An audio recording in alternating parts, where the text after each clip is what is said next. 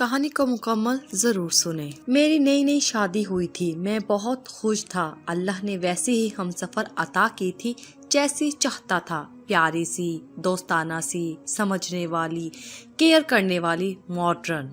हम दो भाई हैं। बड़ा भाई अपनी फैमिली के साथ अलग रहता है और अम्मी मेरे साथ रहती थी। बाबा 2 साल पहले दुनिया से चल बसे थे। अब मेरी फैमिली में हम 3 लोग थे, मैं, मेरी बीवी और अम्मी। मेरा सारा वक्त बीवी के साथ गुजरता। ऑफिस जाता तो वहाँ से भी फोन करता अपनी बीवी को, हाल पूछता। नया सफर था, हम सफर के बिना उदास हो जाता था।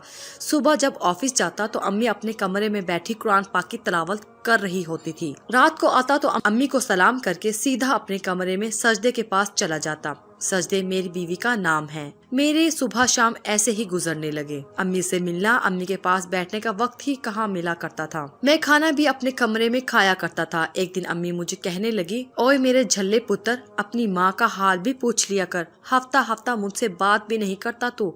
मैं हल्का सा मुस्कुराया, अम्मी आपको तो पता ही है ऑफिस में बहुत काम होता है, कैसे आता हूँ, थक जाता हूँ बहुत। अम्मी ने सर पे हाथ फेरा, दुआ देने लगी। अच्छा, अल्लाह मेरे पुत्र को सर्द हवा न लगने दे, जा अब सो जा, जाकर सजदे, बेचारी इंतजार कर रही होगी तुम्हारा। मैं कमरे में चला गया। अम्मी के घुटने में बहुत दर्द था। उस दिन शायद वो कहना चाहती थी मुझे डॉक्टर के पास ले जाओ, लेकिन जब मैंने कहा मैं थक गया हूँ तो अम्मी ने मुझे आराम करने का कहा। सजदे कहने लगी, यार दिल कर रहा है बर्गर खाने को, जाओ ना ला दो। मैंने घड़ी की तरफ देखा, जान टाइम देख 10 बज रहे हैं।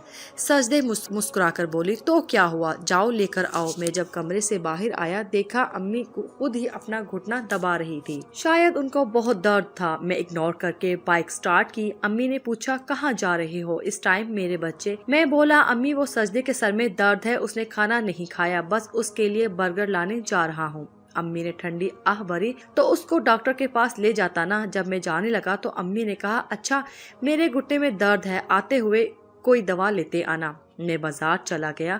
बर्गर की दुकान पे काफी रश था। वहाँ एक दोस्त मिल गया, उसके साथ गपशप करने लगा। इतने में बर्गर तैयार हो गया। बर्गर लेकर घर आ गया। अम्मी ने लंगड़ाते हुए दरवाजा खोला। मैंने बाइक खड़ी की, कमरे में जाने लगा तो अम्मी ने पूछा, बेटा मेरी दवा नहीं लाया? मैंने सर पे हाथ रखा, उफ अम्मी भूल गया था, अभी ले आता हूँ। अम्मी मुस्कुराई, नहीं बच्चे तुम आराम करो, कल ले आना। सजदे बर्गर खाने लगी, मैं मोबाइल पे गेम खेलने लगा। अम्मी शायद उस रात दर्द से तड़पती रही, लेकिन मैं बेखबर रहा। दिन गुजरने लगे, मैं अम्मी से दूर होता चला गया। हफ्ते में एक बार कभी अम्मी का हाल पूछ लेना, वरना अम्मी के कमरे में कब जाता था मैं। और बड़ा भाई, वो तो अम्मी से मिलने भी नहीं आता था, जबकि घर बिल्कुल पास था भाई का भी। वो अपने बीवी बच्चों के साथ खुश था। अक्सर अम्मी मुझसे पूछा करती थी, वकास पुत्र तेरे भाई का क्या हाल है, वो बेचारा पता नहीं किन मुसीबतों में पड़ा हुआ है। अम्मी अफसुर्दा लहजे में कहने लगी, कल देखा था उसे, उसकी दाढ़ी बड़ी हुई, बाल बिखरे हुए। वकास पुत्र अपने भाई से पूछना सब खैर है ना? अम्मी तड़पने लगी, अल्लाह मेरे बच्चों की मुश्किलें आसान फरमा। मैंने थोड़े सख्त लहजे में कहा, अम्मी उसको आपकी तो परवाह है नहीं, आप बस उसके गीत गाती रहती हैं। माँ मुस्कुराई, हाय मेरे बच्चे, बहुत सीधा सादा सा है वो, बस फिक्र करती हूँ उसकी, वो खुद परेशान होगा इसलिए नहीं आता होगा मेरे पास। मैं गुस्से से बोला, परेशान नहीं है, अपने साले को नई बाइक लेकर दी है उसने 1.5 लाख की, परेशान कहाँ से? माँ चुप हो गई। मैं महसूस तो नहीं कर पाया, लेकिन अम्मी हर गुजरते दिन के साथ कमजोर होती जा रही थी। खैर दिन गुजरते गए। जिस कंपनी में मेरी जॉब थी उन्होंने मुझे दूसरे शहर भेजने का प्लान बनाया। मुझे वहाँ नया घर दिया। मैं बहुत खुश था। सजदे को बताया। सजदे खुशी से झूमने लगी। अम्मी आहिस्ता से चलते हुए हमारे पास आई, पूछने लगी, क्या हुआ, शोर किस बात का है? मैं मुस्कुराकर बोला, अम्मी कंपनी की तरफ से मुझे घर मिला है, गाड़ी भी देंगे दूसरे शहर में, 5 दिन बाद हमको जाना है। माँ मुस्कुराने लगी, अच्छा पुत्र अल्लाह खैर करेगा। अम्मी आहिस्ता से बोली, सजदे मेरी बच्ची मेरे भी कपड़े पैक कर देना। मैं अम्मी की तरफ देखकर बोला, अम्मी आप नहीं जा रही साथ, अभी सिर्फ मैं और सजदे जा रहे हैं, बाद में आपको बुलवा लेंगे, आप तब तक भाई के पास रहें। अम्मी के चेहरे पे एक उदासी छा गई। अच्छा पुत्र कोई बात नहीं, मुझे फिर अपने भाई के घर छोड़ आ। मैं कब महसूस कर पाया था अम्मी का कामता जिस्म, तड़पता दिल और बेबस लहजा। मैं अम्मी को बोला, अच्छा शाम को छोड़ आऊंगा। अम्मी ने उस दिन खाना नहीं खाया था। अम्मी शायद बहुत रोई थी। शाम को भाई के घर गया, अम्मी भी साथ थी। सलाम किया, भाई खाना खा रहा था। भाई हमको देखकर थोड़ा सा मुस्कुराया, कहने लगा खाना खा लो। मैंने शुक्रिया बोला। پھر بھائی کی طرف دیکھ کر بتایا بھائی امی آج سے آپ کے پاس رہیں گی۔ بھائی چپ رہا، پھر بولا کیوں بھائی تم تھک گئے ہو کیا؟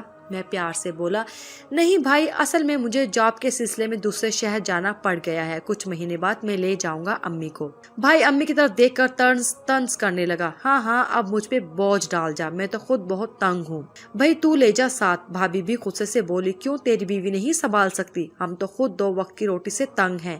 میں بھائی سے کہنے لگا بھائی میں امی کے لیے خرچہ بھیج دیا کروں گا۔ بھائی غصے سے بولا ہاں مجھے تو نکال دیا تھا گھر، تم نے اپنے نام کروا لیا، اب بھاگ رہا ہے مطلب نکل گیا تو۔ امی کرسی پہ بیٹھ گئی، مسکرانے لگی، میرے بچوں کیوں جھگڑتے ہو میری وجہ سے؟ ایسا کرو مجھے اولڈ ہوم سینٹر چھوڑ آؤ، میری باقی ہے ہی کتنی عمر، تھوڑا سا سفر رہ گیا ہے میرا۔ امی اٹھ کر جانے لگی۔ اچانک امی زمین پہ گر گئی، بے ہوش ہو گئی۔ ہم جلدی سے امی کو ہسپتال لے گئے۔ ڈاکٹر نے معائنہ کیا، بتایا ان کو یہ دوسرا ہارٹ اٹیک آیا ہے، کوئی پریشانی ہے گھر میں، کچھ ٹینشن لی ہے انہوں نے؟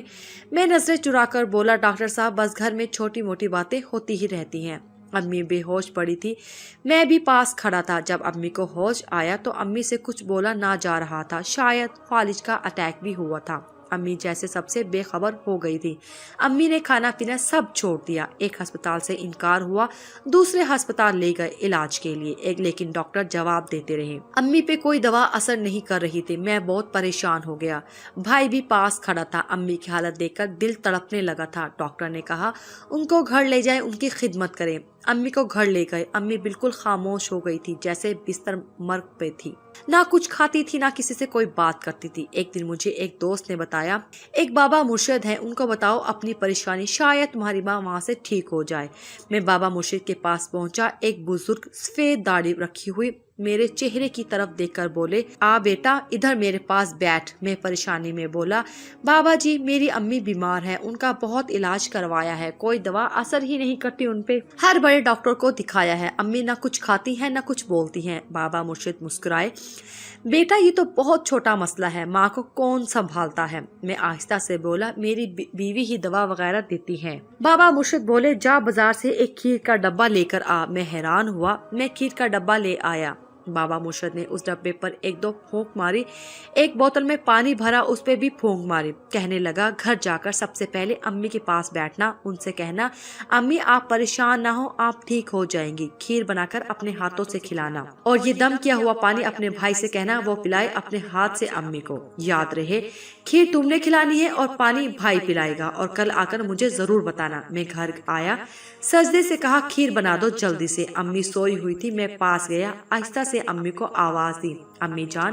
امی نے آنکھ کھولی، میں نے سر پہ ہاتھ رکھا، امی کو سہارا دے کر بٹھایا، امی کا ہاتھ تھاما، پیار سے بولا امی جان آپ بالکل ٹھیک ہو جائیں گی، میں آج آپ کو اپنے ہاتھ سے کھانا کھلاؤں گا۔ سجدے کھیر بنا کے لے آئی، بھائی پاس بیٹھے تھے، میں اپنے ہاتھ سے امی کو کھلانے لگا۔ امی نے آج کھانے سے انکار بھی نہیں کیا تھا، ایک پلیٹ ختم ہوئی، پانی مانگا، بھائی نے پانی کا گلاس امی کے منہ سے لگایا، میں حیران تھا، امی نے سارا پانی کا گلاس پی لیا۔ میں نے پوچھا امی اور کھانی ہے؟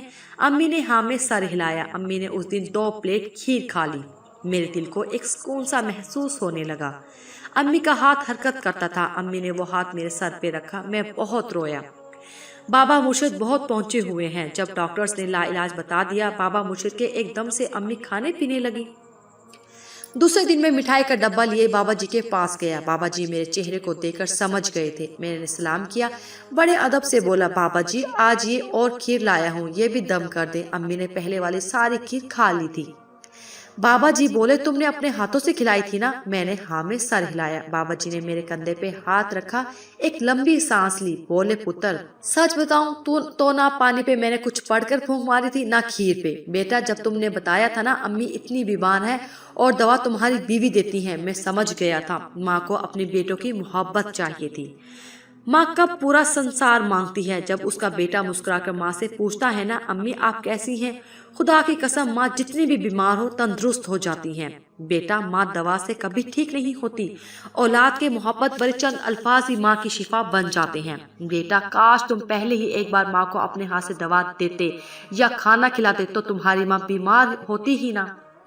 بیٹا ایک بات پوچھوں، کیا تم 2 بھائیوں پہ وہ ماں بوجھ بن گئی جس کے آنچل تلے تم پروان چڑھے؟ میری آنکھوں سے آنسو بہنے لگے۔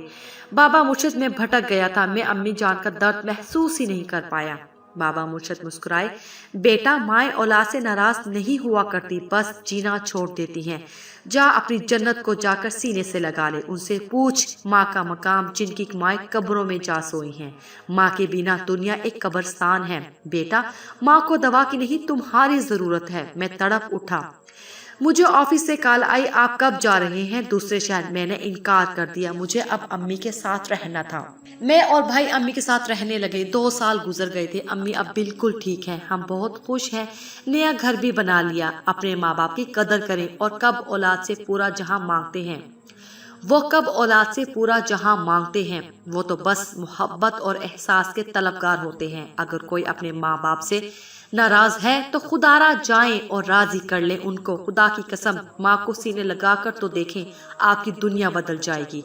हर दुख खुशियों में बदल जाएगा। खुदा करे किसी के दिल में उतर जाए ये माँ की मोहब्बत।